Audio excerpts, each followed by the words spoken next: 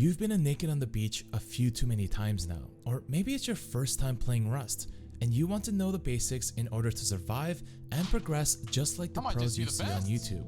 Well, you are in the perfect place to take your progression and gameplay to the next level. My name is hJune and I have over 25,000 hours in Rust, and in this video I'll be breaking down the 5 best progression strategies for beginners, intermediates, and pros so you can have a consistently great wipe updated for 2025 and onwards. This video is intended and structured for vanilla servers, and I'm assuming you are a solo, duo, or quad at most, since if you play super modded servers with your entire math class, you probably don't need this tutorial. Now, let's start with the basics. You probably have heard the usual gather resources, build a base, never trust anyone, but I'm here to tell you the sauce no one has told you before that will actually help you get from the beach to the inside of your base in no time. These methods are something anyone can use, so it's recommended for players ranging from 0 to 100 hours in the game. I would recommend you play on servers with 50 to 100 players to start learning Rust.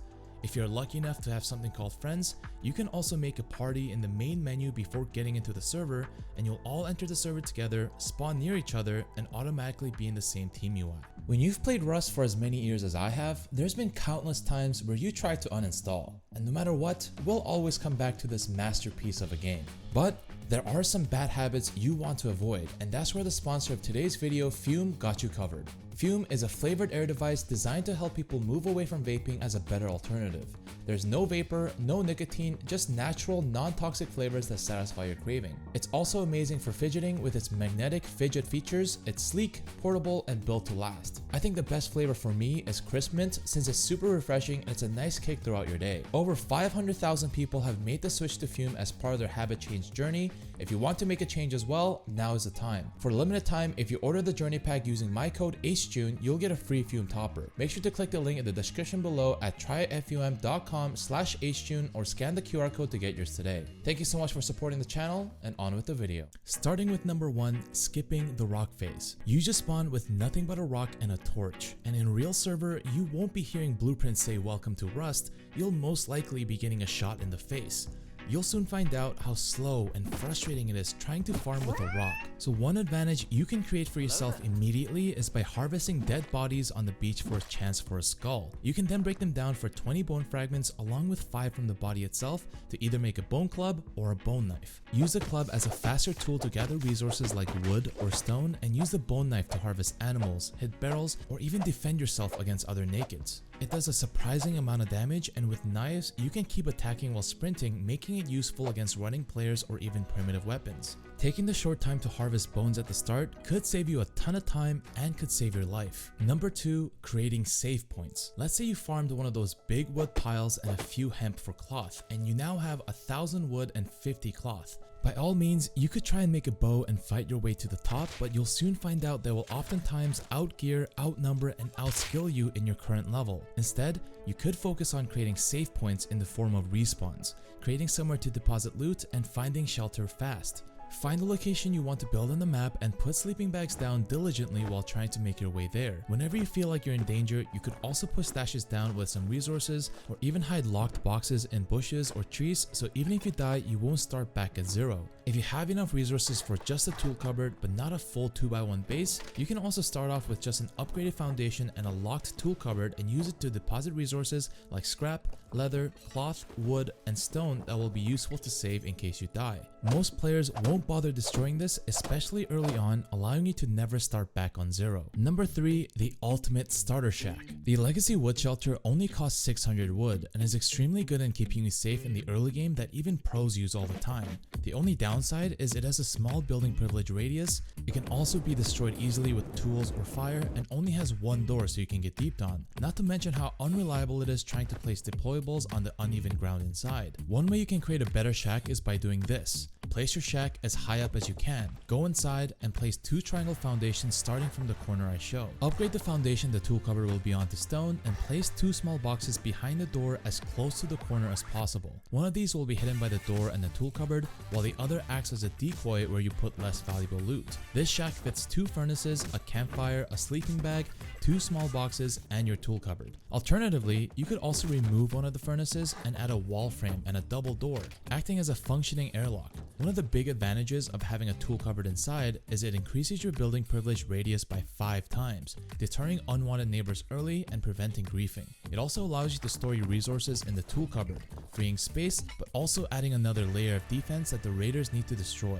When you have enough resources, you can either make another base nearby, or you can place another legacy shelter to destroy your original one and use your tool cupboard you placed to expand into a bigger base seamlessly. Of course, the legacy shelter is really weak and should only be used until you quickly get enough resources to build an actual base. If by any chance your shack is getting raided, you could do a gamble of opening your door and fighting, because if you lose, there's a chance they won't finish the raid to loot the hidden box behind the door. Number 4, using safe zones and outpost. One of the best places to go as a noob is a safe zone and outpost. You can't be killed in them, it has a ton of helpful missions, loot in the form of road signs or loot barrels that you can farm with a rock or a paddle, and although it yields less than a monument, there's a safe recycler you can use to get scrap. It has vending machines with all sorts of useful trades, and the most useful one is the 150 stone to 500 wood trade that will easily get you enough to build your starter base. One mission in particular gives you a permanent spawn and outpost with a 30-minute cooldown, and if the outpost and bandit camp is merged on your server, it could also have the one where you can get a metal hatchet and a crossbow as well. I would recommend using the tier 1 workbench there to craft some weapons, getting enough wood for a base, and leaving.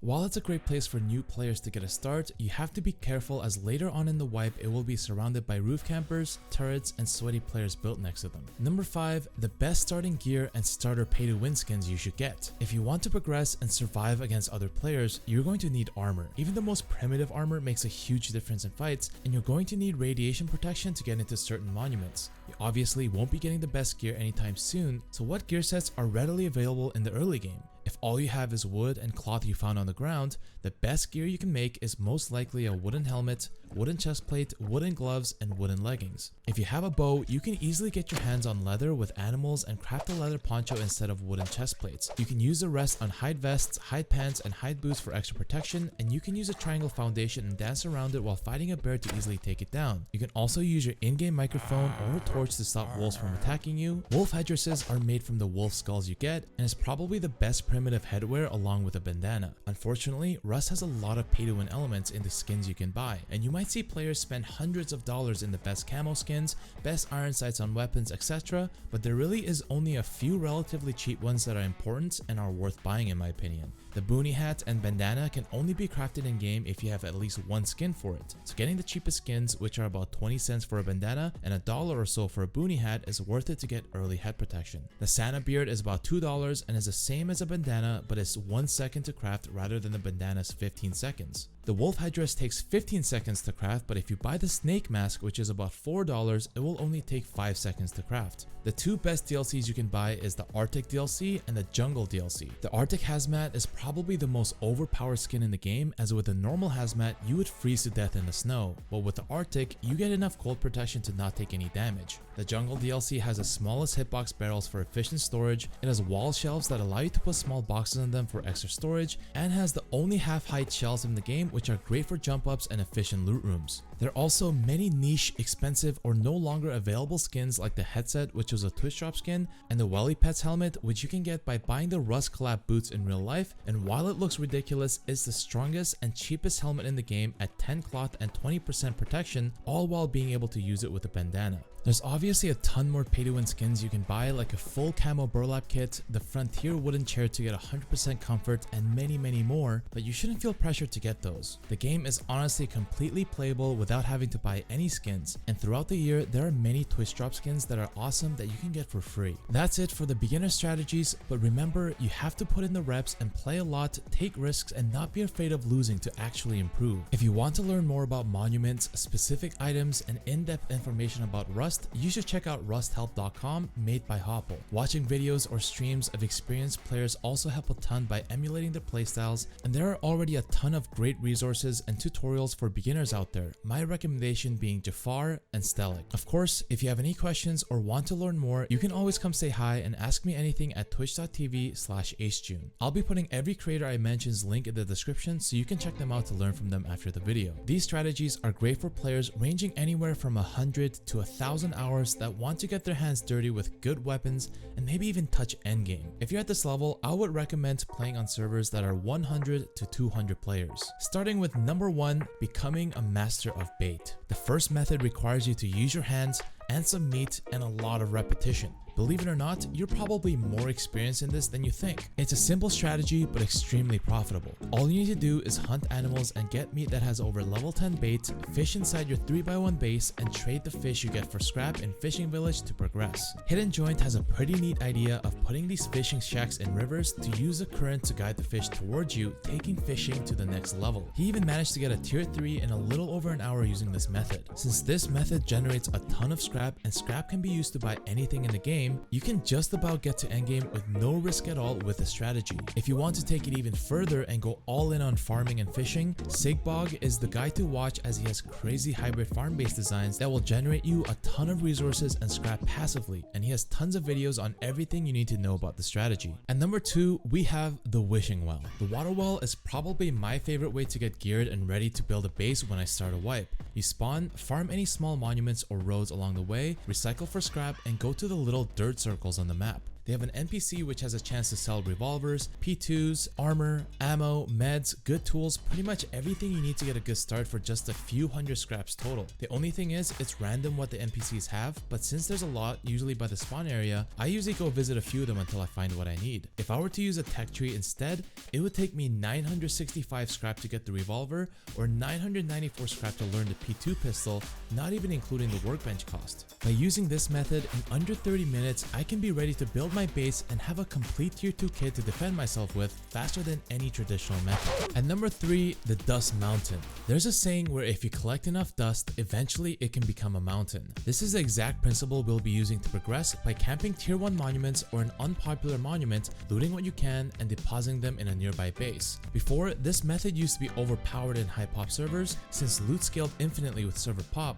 but respawn timers got nerfed to being capped at 300 players by default. However, it's still a great way to safely progress, and some of my favorite underrated spots has to be A. Building next to a fork of 2 to 3 roads or dirt paths with a recycler not too far. Players often build towards monuments on the map, and you can be the first one to farm the road with all the barrels, boxes, and even road signs close to your base. Another great spot is the recycler side of water treatment that still allows you to build super close, so it's a great spot since it has 2 close diesel spawns, an oil refinery, recycler, and a blue card room. The last underrated monument is the abandoned military base that usually only gets used by clans later on in the wipe to fire MLRS rockets, but this monument has overpowered loot tables that are similar to the Arctic research base, and it rarely has groups living next to it. The only downside is that there's no recycler, so make sure there's a monument with a recycler nearby. Number 4, making a monument your home. Going for the best efficient monuments are always great, but what's better is to learn and master each monument at a time. Knowing specific jumps, specific peaks, or hiding spots by mastering one monument can be a huge advantage. After all, winning fights in bad monuments is faster in progressing than losing fights in the best monuments. For example, you can use this jump in Lighthouse to flank the recycler, these hiding spots in gas station, this peak on Rat Town recycler, this flank on Dome, this jump on Dome, this jump on Airfield Tower, this nasty camp spot on military tunnels, this jump in launch site, another jump in launch site, and the thousands of disgusting peaks in ocean monuments like oil rig and cargo. Even knowing where every loot spawn is a huge advantage, and there's a ton of players you can learn from that have thousands of hours in just one monument. Players like Oil Rats, Kano, XKev, Rikolov, Mikey Duck, who are all great ocean mains that you can learn from, and players that are masters of launch site like Trowsy, Deathwing, Snuffy Fluffy, and Farmer Lucas. Watching great players that Snowball every day as well, like Aiden, Winnie, Tunix, and Gevidich, you might learn how they use their game sense and using their deep knowledge of each monument to win impossible fights in Snowball. On this topic, Stellic also has a video of 100 useful tips for Monument, which has a ton of more nasty spots you can use. And number 5, Mission Possible. An underrated way to progress that's very straightforward is getting loot by doing the missions that are in the game. In one of the missions, you can get random weapons and an assortment of items by looking for treasure after getting the mission from Ranch. In another mission by the fishing village, you can go hunt for sunken treasure to get a pump shotgun. The pump mission is probably the most popular for good reason, as it can be extremely overpowered on a fresh wipe since you can get a one-shot weapon while getting resources at the same time. Jafar has a very good tutorial on all the missions in the game, so you can see which ones are worth going for every single wipe. Moving on to the high risk, high reward strategies for pros, when you get to this level, you are starting to push the boundaries of progressing in Rust. At this point, you probably have at least 3,000 hours, and maybe some of you guys are approaching 10,000 hours or 20,000 hours and desperately need to touch grass. You are gambling on your skills to progress potentially 5 to 10 times faster than the average player on your server. However, if you fail or get unlucky, you might just get bullied out and be worse off than people using safer progression methods. It is by no means easy, takes a lot of coordination and luck, and is usually highly contested by other experienced players as well. At number 1, we have the king of Diesel. Diesel is by far the greatest resource in Rust, but you need a lot of requirements to fully utilize it to dominate the server. Diesel can be found in a lot of monuments, the water treatment, junkyard, dome, military tunnels, both oil rigs, and many more. While Diesel by itself has no use for a lot of players, one single Diesel can give you 60 crude oil and 170 low grade in a pump check in about 2 minutes. And by using the giant excavator, you can get either 10,000 stone or 5,000 metal fragments or 2,000 sulfur or 100 high quality metal every 2 minutes per Diesel. The real strength, however, comes from the quarries that you can wall in, notably the high quality metal and sulfur quarry. These personalized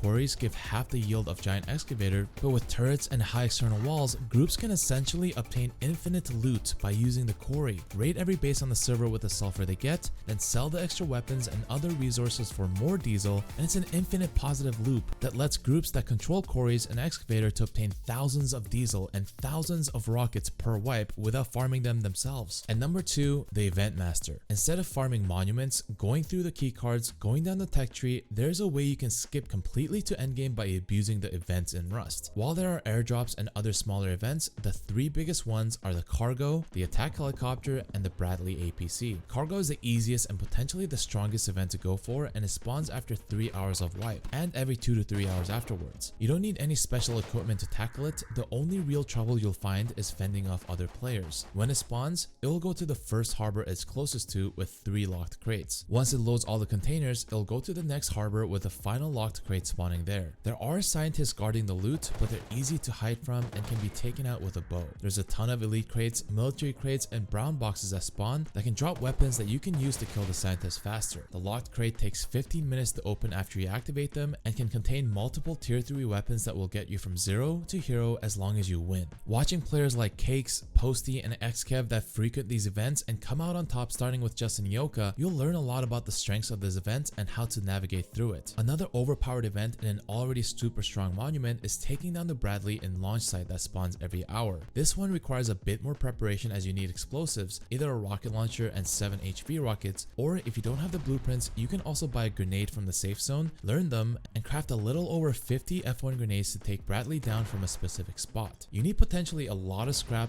gunpowder, and the ability to hold down launch site for a long time from counters if you want to use this method, but it can have a huge payout as it's one of the only ways to obtain the best weapons in the game, with it dropping 3 crates that might drop the N249, L96, armored doors, C4, and items that will recycle into more gunpowder, making this a method that pays for itself. Once you do both of these methods on cooldown, you should have enough resources and weapon to take down the helicopter. You can take them down as long as you do 900 damage to the main rotor and 500 damage to the tail rotor. It'll then go down inside of a monument and drop 4 crates. In those crates, you can sometimes get 2 C4 and 3 rockets, M249s, and the best weapons in the game that will most likely make you the strongest group in the server. At number 3, we have ride or die. One of the most overpowered ways of progression is stealing loot, and there's no better and faster way to do so than using vehicles that give you a huge advantage when it comes to PvP. The 3 best vehicles you can obtain are armored horses, the camper van, and the attack helicopter. Each one has its own advantages and can be used in different stages of the game. The armored horses allow you to take 50% less damage, all the while being able to move around very fast, making you a tougher target to kill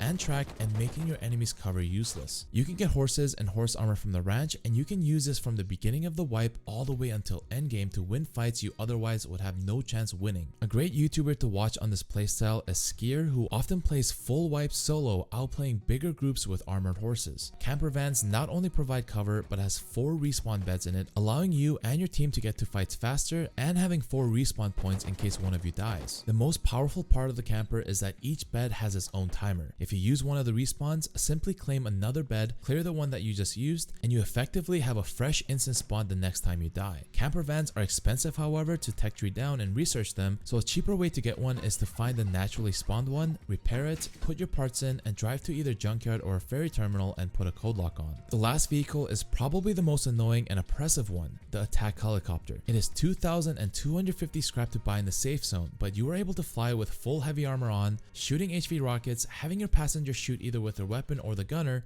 making you practically invincible to anything other than incendiary ammo. In most servers that are older than a few days, most of the dominating clans will always have one person on attack helicopter duty, and it helps in controlling any fight anywhere on the map. And number 4, raided to riches. Surprisingly, one of the most popular playstyles nowadays among the top tier players of Rust is to rush getting raided. First, you snowball and get a gun, build right next to a clan, build a defendable base as soon as possible, and bait clans into raiding you. This is by far the hardest but potentially the most profitable way to progress into endgame, as these clans will come knocking on your home ground with their best weapons, explosives, and if you win and defend your base, congratulations, you just won Rust and a first class ticket to getting loaded. However, this strategy is not always replicable for 99% of players, but if you feel confident and have enough experience, it is something you could try by watching extremely talented players that do this on a wipe to wipe basis. I would recommend watching players like eTone, Chase TB20, Snowmers, Spinky, and Ahmed to see the unique split-second decisions they make in each fight and how smart they build their base to allow them to take on clans all alone, as it really takes a combination of every mechanic in the game to pull something like this off. At number 5, we have it's a marathon, not a race. Although the whole point of a fresh wipe is to race all the other players to be the strongest, the fastest, when you spend hundreds, thousands, if not tens of thousands hours in the game, not every single wipe can be the best, the fastest, the strongest. Sometimes you'll have bad wipes, and things that were the most exciting to you before might just be a regular Tuesday going forward. I personally think the best way to progress in your wipe and the best tip I can give is to have long-term goals, taking it slow, and play with the mindset that your character has a story. If your only goal every wipe is to get an AK as fast as you can or PvP all day, you'll quickly get bored even if you win, and anything short of the best wipe will feel like a disappointment to you. Instead, try going for a unique challenge every single wipe.